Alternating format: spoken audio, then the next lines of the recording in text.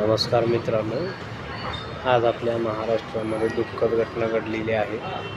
महाराष्ट्राचे उपमुख्यमंत्री अजितदादा पवार तसंच पुणे जिल्ह्याचे बीड जिल्ह्याचे पालकमंत्री अजितदादा पवार यांचं दुःखद निधन सकाळी 8:45 झालेलं आहे आणि त्यांचं पार्थिव हे बारामतीमध्ये त्यांचं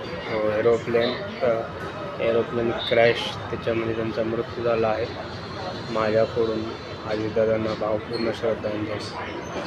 अजितदादा, तुमचं काम खूप चांगलं होतं. महाराष्ट्रातला तमाम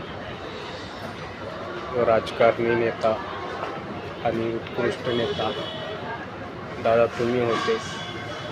महाराष्ट्राची धुरा तुम्ही सांभाळणारे एकमेव व्यक्तिमत्व होते आणि तुमचा सहवास या महाराष्ट्र कधीच विसरणार नाही. तुम्हाला परत एकदा भावपूर्ण श्रद्धांजली. माननीय अजितदादांना भावपूर्ण श्रद्धांजली. धन्यवाद.